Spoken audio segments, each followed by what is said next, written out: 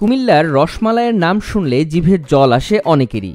এ জেলায় এসে রসমালাই না কিনে খালি হাতে ফিরেছেন এমন মিষ্টিপ্রেমী খুঁজে পাওয়া বেশ ভার। তবে নকলের ভিড়ে আসল রসমালাই চিনবেন কিভাবে?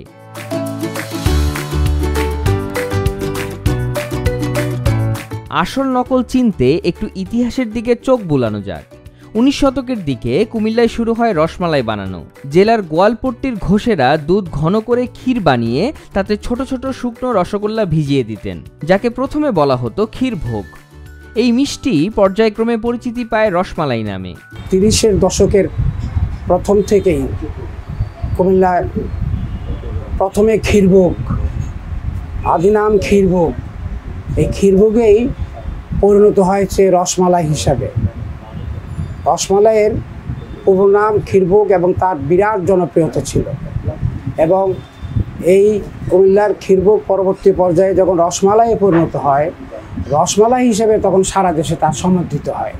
1930 সালের দিকে কুমিল্লা শহরের মনোহরপুর এলাকায় গড়ে ওঠে 3টি মিষ্টির দোকান: মাতৃভাণ্ডার, শীতল ভাণ্ডার ও ভগবতী পেরা ভাণ্ডার। এর 20 বছর পর 1950 সালে একই ব্যবসায়ের নামে কুমিল্লা মিষ্টি ভাণ্ডার।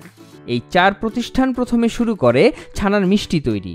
এরপর আকৃতি পরিবর্তন করে শুরু হয় রসমালাই বানানো, যার সুনাম এখন দেশ জুড়ে।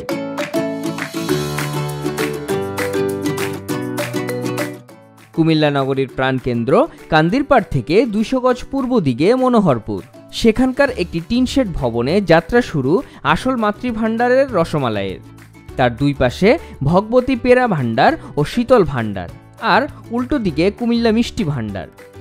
এই এলাকার রসমালাই যে কত জনপ্রিয় তা দোকানের বাইরে ক্রেতাদের দীর্ঘ সারি দেখেই অনুমান করা যায়।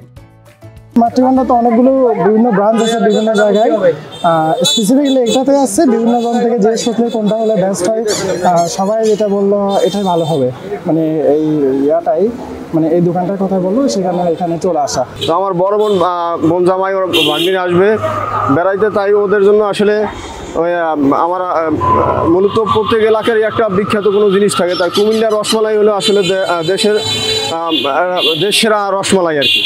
তাই ওরা যেহেতু কুমিল্লা আইবে, আসলে ওদেরকে যদি আমি মানে রসমালাই না খাওয়াই, এটা আমার জন্য আসলে একটা ব্যর্থতা। কুমিল্লায় বর্তমানে মিষ্টির দোকান রয়েছে শতাধিক। জেলার মিষ্টির দোকান মালিক সমিতির সদস্য সংখ্যা 32, যারা সবাই রসমালাই তৈরি করেন। তবে মাতৃভাণ্ডারের রসমালাইয়ের জনপ্রিয়তা একচেটিয়া। এ কারণে জেলার বিভিন্ন জায়গায় আছে পিছে মাতৃভাণ্ডার জুড়ে দিয়ে ব্যাঙের ছাতার মতো গড়ে ওঠা মিষ্টির দোকান, কিন্তু স্বাদ আর মানে সেগুলো অনেক পিছিয়ে বলে দাবি আসল মাতৃভাণ্ডার কর্তৃপক্ষের। আলাদা বলতে আমাদের এখানে তো গ্রাম থেকে যে পরিমাণে অরিজিনাল দুধ আসে, তা দিয়ে আমরা যা সম্ভব তাই তৈরি করি, কাস্টমারের চাহিদা মিটাই। এছাড়া আমাদের অন্য কোথাও আর কোনো ডুপ্লিকেট অন্য কিছু আমরা এখানে নেই, যেটা কাস্টমারের চাহিদা মেটানোর কারণে আমরা বিকল্প কিছু করি, এটা এখানে হয় না। আমাদের থেকে যারা রসমালাই মিষ্টি যারাই মানে গ্রহণ করে, তারা এখনও সেই আগের স্বাদ, কোয়ালিটি সব কিছু মানে আগের মতনই স্বাদ কিছু সব গ্রহণ করে। আমরা কোনো কোয়ালিটির ব্যাপারে কোনো আপোষ করি না, কোনো কেমিক্যাল বা রসায়ন কোনো কিছু আমরা প্রয়োগ করি না।